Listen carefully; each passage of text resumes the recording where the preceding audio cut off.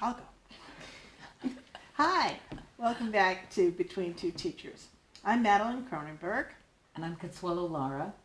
And we welcome you this week with some continuing news. This week, the first thing we wanted to share with you is some news that came out of last weekend's Democratic Party convention in California. And the thing that we particularly wanted to share with you was the new Democratic Party education platform. And it has some information that is relevant to the topics we've discussed here. And the most interesting part, and I will put a link to the education platform in the YouTube description, but the thing I just wanted to highlight for you was thanks to a member of the executive board, Demetrio Gonzalez, who is probably watching, so hi Demetrio, big shout out to you. Shout out to Demetrio. Demetrio is president of the local teachers union, United Teachers of Richmond, and Demetrio is also on the California Democratic Party Executive Board. And the California Democratic Party now has a plank that supports charter schools having publicly elected boards, which would be an amazing change in the charter school world. Yeah, right? yeah. This is the exact opposite of what Reed Hastings wanted when he wanted all schools to have privately appointed boards. Yes. Jeez. That's Mr. Hastings. So Yeah. there's that. Then I wanted to just share two upcoming events. One of them is tomorrow morning. It's Schools and Communities First is going to, and there'll be other events similar to it to get people organized around making sure that we collect signatures for Schools and Communities First, which is the ballot measure that's going to be on next November's ballot to get rid of the loophole, the corporate loophole in our old Prop 13. So if you want to learn how to collect signatures and learn more about it, tomorrow it's going to be at Ryse in Richmond at 9 a.m. and then also again in the afternoon. And there'll be many other opportunities to go and become a trained signature gatherer, because this is a really important thing for all of California voters to become aware of. But the ultimate vote on this won't be until the presidential election in November. The other thing is a district thing. There's going to be a Monday, December 9th at 6 p.m. There'll be the continuation of the budget discussion in the district, and there's going to be a big district-wide budget forum. So I'll put a link to that as well, because that's going to be done differently than it's been done before. And hopefully the budget information will be presented a little differently and more in depth than we've had it so far. The other two things, I've got two updates on what we talked about last week. The first one is with Making Waves. And this is a charter school in Richmond that has been hoping to expand and open an elementary school in Pinole. And a group called Wave Watch formed. It's a group of community members, and they made a point of going to the Democratic Party of Contra Costa County. And we both went last night, and there was a presentation to the Democratic Party of Contra Costa County Central Committee to take a position and sign a petition asking the city of Pinole and the Contra Costa County Board of Education to not permit this expansion. And they agreed to do that, so they are signers. The Democratic Party of Contra Costa County is a signer on that petition, which is really good news. So we can look forward to that, hopefully moving forward, and in terms of having the discussion and having them understand that this is not helpful to the children of West Contra Costa to have an expansion of a school district, of a charter school in our school district. And then the last one, and Miss Laura probably should speak to, was that at our last episode we were on our way to a special meeting essentially regarding the possible dismissal of Superintendent Duffy. Yeah, we went to that meeting and we went into closed session and come to find out that, wasn't supposed to be about firing. It was just very unusual kind of situation, and the end result was that no action was going to be taken at that time. So when we came out and made that announcement, it was kind of anticlimactic for everybody, but luckily no action was taken.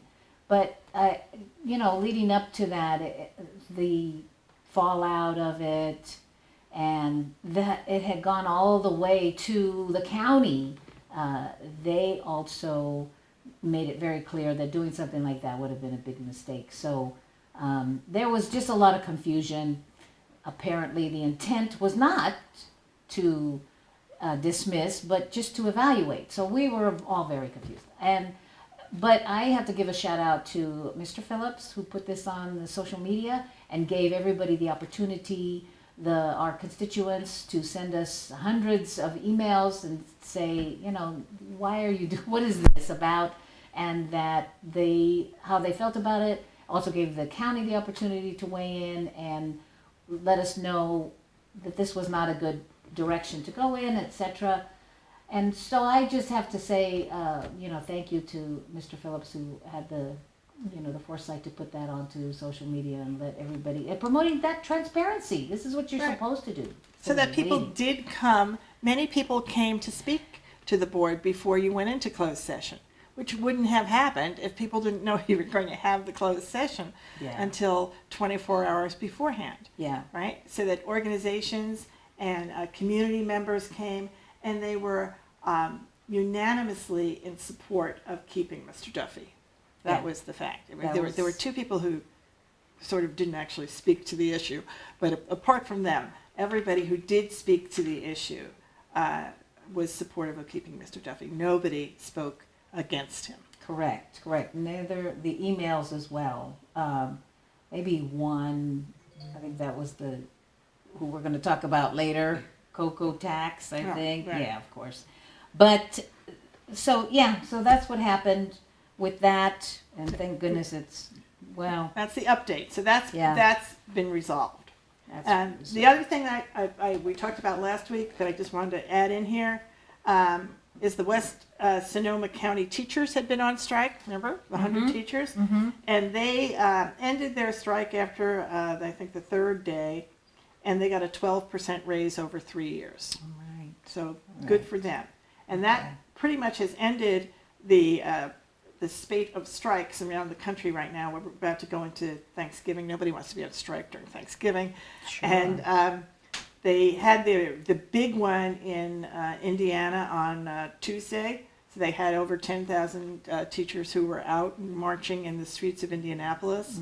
They had, and what I thought was interesting is different school districts handled it different ways because it was going to be a one-day strike. So in Indianapolis itself, they considered it a PD day. So their teachers got paid. Yes, that was right, and then students just could come in, and I think they had schools open for students who were going to come, with administrators who would, I don't know how they handled it, but it seemed like they had it handled for the students as well. Then the final big new information is there was on our board agenda last week. We had the possibility of putting a bond on the March 20th, or the March 2020 ballot, and that is going to happen.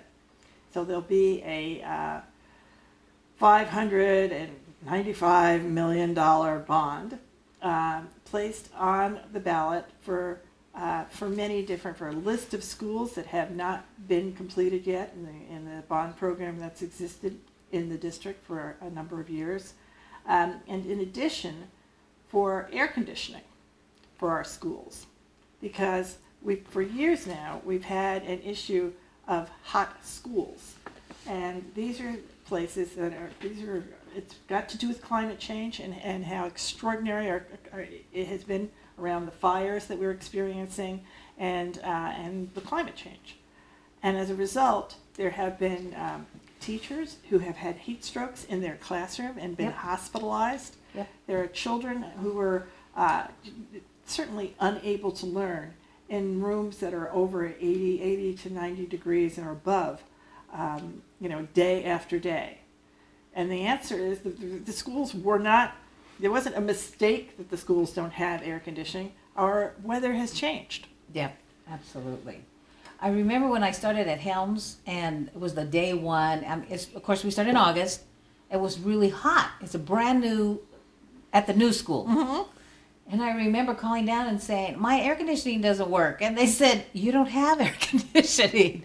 And it was very hot. I had one of those rooms, direct Right, and that was sun, even in a brand new school. and in a brand new school. It was I was told that the marine layer or the fog comes into a certain spot, so the schools on one side of that would get air conditioning, the ones on this side would not, because they didn't need it. Right. So guess what? All that's changed. The marine layer isn't following the rules anymore. All of that's changed. So we've got a new climate environment to deal Right. with. Right. And this bond is going to help fix the facilities to address a lot of those kinds of issues. So across the district, in all of our communities, each of the schools now will have their climate change needs addressed, so that air conditioning is not just going to be in certain schools and in certain people's offices. It's going to be available so that everybody's going to have the opportunity to be in a healthy classroom all year long. I mean, if you have to, just like if you had to take the SAT the day that it's 90 degrees in your classroom. I mean, it's such an unbelievable disadvantage that it's something we can fix. I mean, we know how to put air conditioning in. That's it. Then the only reason you don't have it is the political will to put it in. So that's something we hadn't put into bond measures prior to this because it wasn't an issue. It wasn't an issue. In the past, it's been get technology, Right.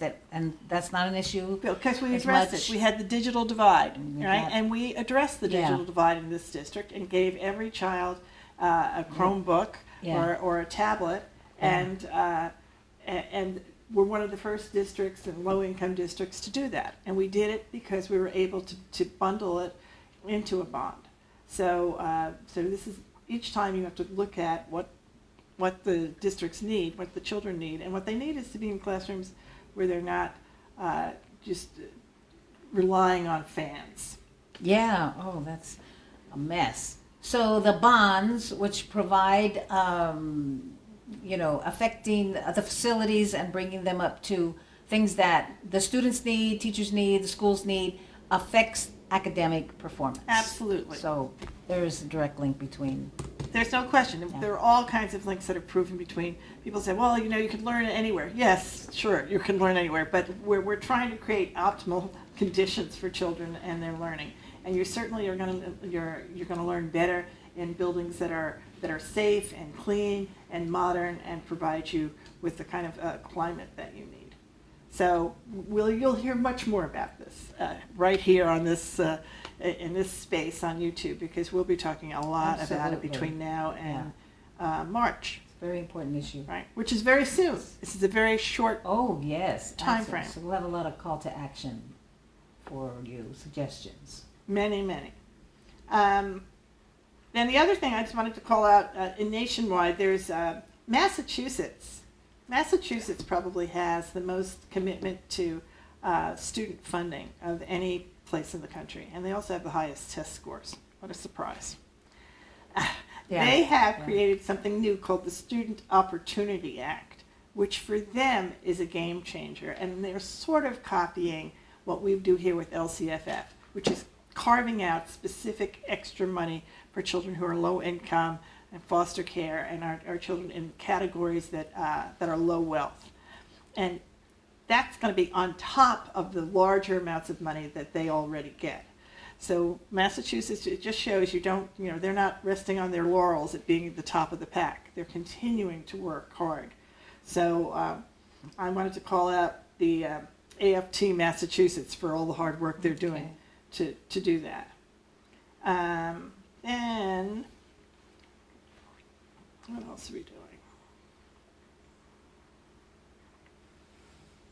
I think the only other things I wanted to mention is there are some groups of parents that we haven't focused on here at all, but there are active parents, and they are actually around climate issues, and I think that that's something we're going to be talking about because of the bond measure.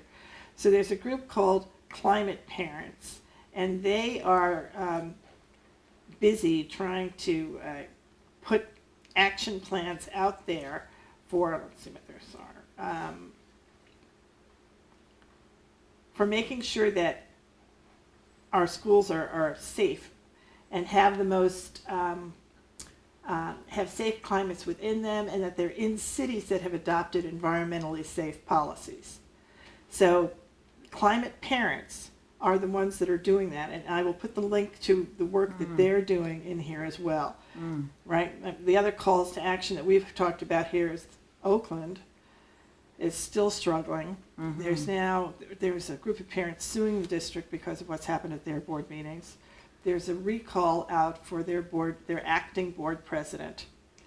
Right, their board president, I think, is on maternity leave. So they have an acting board president, but they're trying to collect 5,000 signatures to recall her. Oh, wow, what a mess. What a mess. Yeah, Yeah, it is a complete and total mess. And the other ones that we've talked about, the Pinole citizens are still collecting signatures on their change.org petition regarding making waves. So if somebody wanted to, they could, I'll put the link in, you can go down to that and you can click into it and join the fight that they're in to try to make sure that Pinole schools stay strong. Yeah, because we understand that, I think it was parents who stopped the one in Pittsburgh, isn't that correct?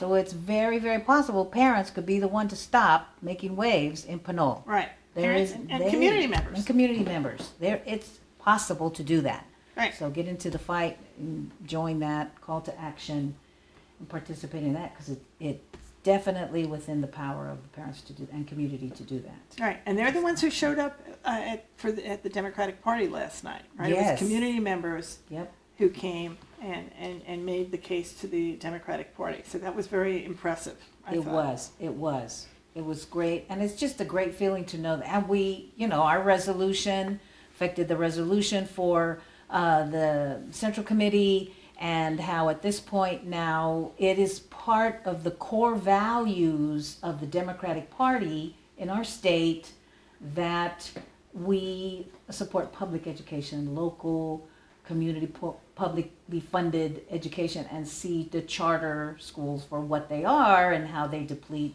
our finances. And so we've taken a position as Democrats, and it's part of the platform. So I'm really proud of that. Exactly. Now that is really, it just shows that the hard work paid off. Yeah. Right? Yeah, it sure did. And that the ground was laid to make it so that it was much easier for the Democrats to understand how important this was as an issue. So the issue committee had voted unanimously for it, as well as the Democrats who were, there may have been two people that, the Democrats voted certainly to support it. Yeah, yeah. Right. And I was just thinking when you were talking about our union president, talking about strikes, talking about the politicization of teachers to become activists, social activists, to go on strikes, and to run for offices, etc. And so there's just seems to be this new wave that's very encouraging to see. We need to step up. We need to be at the table where the decisions are being made about our children's educational systems, and we're seeing that when we leave it to others, they basically mess it up. So we're going to be more involved. Right. So be ready, and and around all issues. The one thing we hadn't talked about, because last week we had all of the issues around the special meeting, was that there had been another school shooting. Oh yeah. In Santa Clarita, right? So the issues around guns, that's another whole thing that certainly moms demand action for guns. They are very active, and that's another group that you can align yourself with and support, because that's where that's how the action happens. I mean, as people are now, as we're looking at who we're going to choose to be the Democratic candidate, they're being asked to step up on each of these issues and say, how will they lead? And you can't just sort of hide away and shrink from that anymore, because these are big issues, and they're not specifically progressive or not progressive or conservative. These are issues of safety. The gun issue shouldn't require a lot of thought. But Moms Demand Actions, it's called Moms Demand Action for Gun Sense in America, who stepped up, and they've stepped up after each one of the, unfortunately, endless mass shootings that we have in our society. Yeah, So, that's it. Okay. So we're looking forward to Thanksgiving. We'll probably be off for a week because of the Thanksgiving holiday. But before we bid you a happy Thanksgiving, you have our joke of the week. Oh, yes. I have a nice joke for you. What did the French teacher say to her class? What did she say? I don't know. I don't speak French. Ba-da-bum. Bye-bye. Bye-bye. Happy Thanksgiving.